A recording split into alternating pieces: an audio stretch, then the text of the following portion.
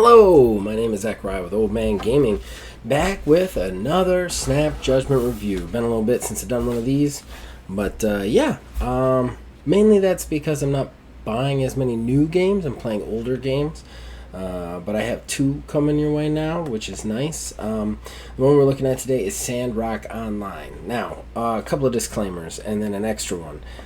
First and foremost, the reason this is called a Snap Judgment review is I only take about 5 to 10 hours with the game. I'm trying to give you an idea of what you're going to get right out of the bit, like what you're going to see right away. I think often full-time reviewers kind of miss the opening experience as part of their review because they're playing it for till completion for 100 hours or whatever. So I'm just giving you that snap judgment. That, coupled with the fact that I think video games are one of the most subjective forms of art, I won't be giving you a score to this review.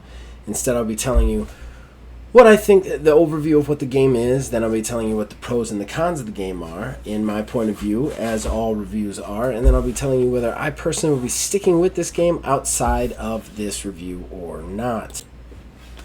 Alright, and the final extra disclaimer is I am only reviewing Sandrock Online. So my time with Sandrock comes with two versions. You have to download both to play the online version, but the single player game and the Sandrock Online version. Now, you click on the Sandrock Online when you want to play with other people, and you obviously click on the other one when you play alone.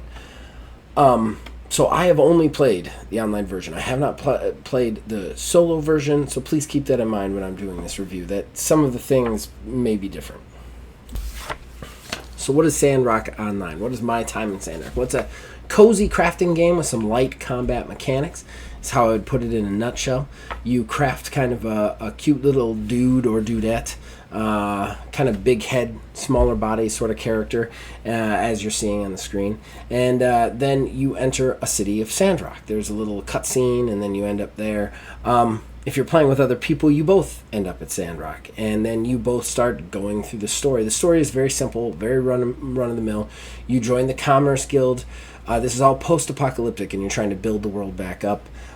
So you are a builder. So you're coming to this town to build stuff, and that's what you do. You gather resources, then you build the items, which help you unlock bigger and better items that get you more money, that get you more stuff, that are able to get you more things, as well as other people. You'll take jobs for the people in the city, as well as jobs for different little guilds, to increase your reputation, your standing, and even relationship with the people in the village.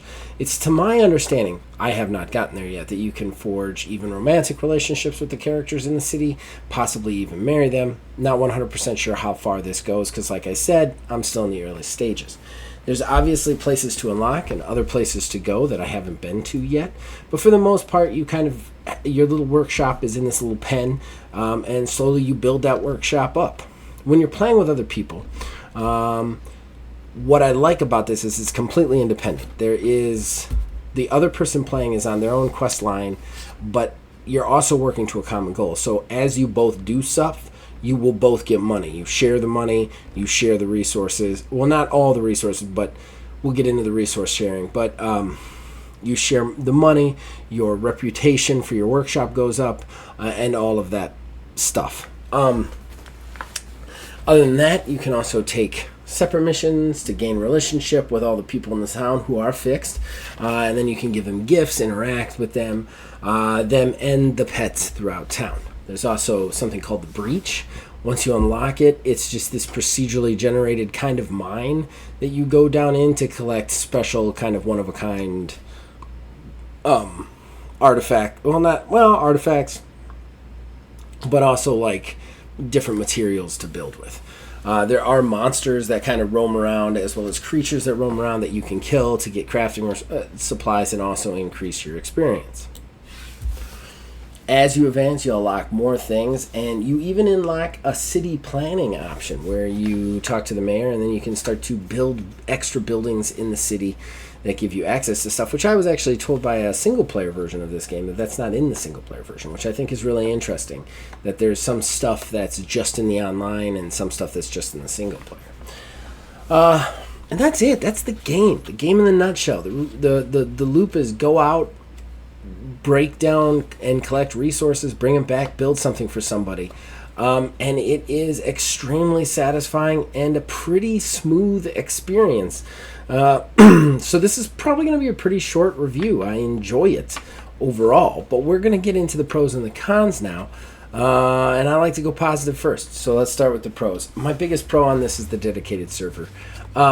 This is also kind of a negative, which we'll get to in the cons, but when you log in to this game, you pick a server, one of the 4 servers that's there. And that server, whoever you go into the game with, there can be 4 players in that city. And then that's your city. Every time you log in, you're in that city. You don't have to wait for other people to get on. You can go on whenever you want. You'll be in that city. You'll be doing your own thing. So basically, Sandrock Online functions like a solo player unless other people are there, and then it's a multiplayer. And I think that is the best kind of multiplayer experience, when you don't have to worry about a friend getting on. You don't have to schedule a time. You just go in when you feel like playing it, and if they come in, they come in. And I think that's really cool, especially since all of the progress, like I said, is all shared. So if I go in and I work on the workshop for a couple of hours, because right now I'm playing it with my 8-year-old daughter, who likes to just run around and kill stuff, which is fine. I don't have any problems with that, but I can go in and work on it, and the workshop will build up for her too. So I can almost do that half of it and let her have more fun with the game, which I found extremely, extremely awesome. Like I said, you can have up to 4 players on one city in this same way. And again, we're going to talk a little bit about that in the cons. But before we get into that, I want to talk about the independent progression. Like I said before, you have this weird kind of like almost genius independent and multiplayer progression. There is kind of a story here of talking to people and getting to know people and slowly moving through the city. And you can do that or not do that, and as you do that, it'll unlock stuff, and the other person will gain the benefits of those unlocks, but it won't procure them from the stuff. I can't remember the game that I was playing with a friend that I really enjoyed, but I remember that like if that person cleared the missions, I didn't get to do the missions. Like our group had just advanced. That was always a bummer for me, because it was like I'm missing out on sections of the game. With this, you don't miss out on any sections, but you still gain the benefits of going through it, of somebody else going through it. So you're working together, but you're also working separately, and that's what's really cool about this online. And one of the reasons I just had to review this is I think that this is the way I wish all online games worked, honestly, where you just had a server, you could invite a certain number of people to that, and those people are your little world. That's your little world, and they interact with it, and you interact with it, and whatever. And you don't necessarily always have to be on with each other to see each other's kind of experience with things. And that's what I like a lot about this game so far. I also want to say, my final pro, the stuff to do. So great. There's just so many things to do. You can, eat food and relax and do all the cozy stuff, but you can also get into the combat aspect, and I'm pretty sure the combat aspect gets bigger the deeper you go into the game and the more stuff you unlock. It just looks like it does. The other thing I really like is like you can actually recruit towns members. You can pay them to find you certain resources, which I thought was really cool. They really make Sandrock feel like a living, breathing town that you can interact with. I loved Animal Crossing because the little animals felt very solo, but at the same time, there was an aspect of like very rarely saw them interacting with each other, and they never really gave you anything back. They were just there, almost like walking, talking trophies. Whereas with this, it really feels like I'm moving through a town and getting to know people, and then those people are helping me do certain things. And I just like that. I really like the way this game works. I really like the mechanics of that. So those are actually all my pros. It's a pretty solid experience overall. I don't hate the music, nothing to shout out from the rooftops, but I enjoyed it. The controls seem pretty solid and decent. The things that I do want to get into are the just a couple of negative cons that I really had a problem with. The first one, I kind of understand why it's there.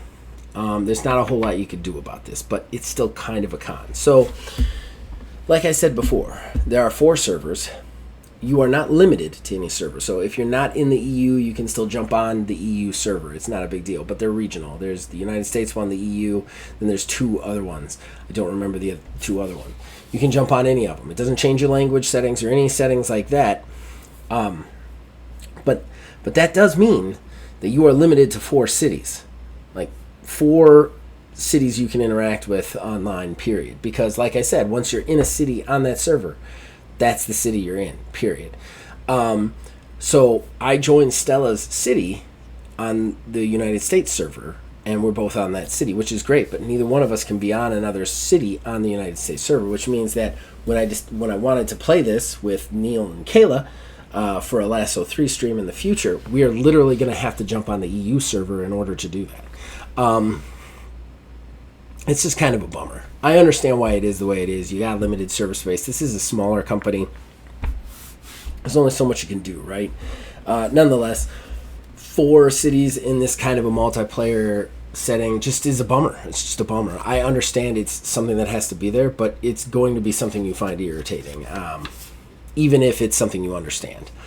And then finally, my last one is the complicated sharing. So one thing I don't like is if I drop items onto the ground, they just vanish. The only way for me to give resources to Stella or Stella to give resources to me is to use a supply box in the workshop that I've built. And it's just too much for me, especially when we're out running around the field and I just want to give her a sword. I'd rather just drop the sword or say give sword to this player or whatever. But you can't do that. You literally have to run all the way back to the box.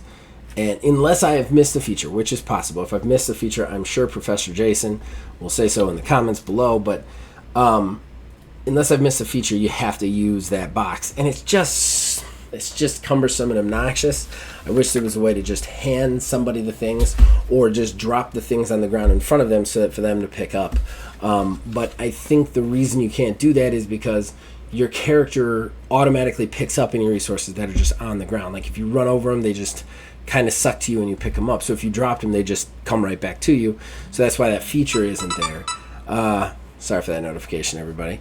But irritatingly, I still find that just obnoxious. I wish there was a give button, a give to button or something along those lines to where I could just like hand her something so that it's in her inventory. And then finally, that brings us to whether or not I'm going to stick with it. I am going to stick with it. I'm planning on playing more with Stella, and I'm actually planning on using this for a Lasso 3 stream in the future with Neil and Kayla. I think they'll really love this game, and the fact that all 3 of us can be on there and just play whenever we want also makes it a little bit better. So I'm definitely planning on playing. I think they've got a really cool thing here. I don't know if I'll ever get around to playing the single-player one. If I do, I'll try and review that in the future. But for now, that's it. Sandrock Online. Hopefully I helped you out. Did I get it right? Did I get it wrong? Let me know in the comments below. You can reach me on Facebook at OldManGamingDH, on X at OldManGaming9. You can join our Discord. Links in the description below. Info us on all of our shows from there. And as long as you guys keep watching and listening, we'll keep making them. We'll see you guys next time.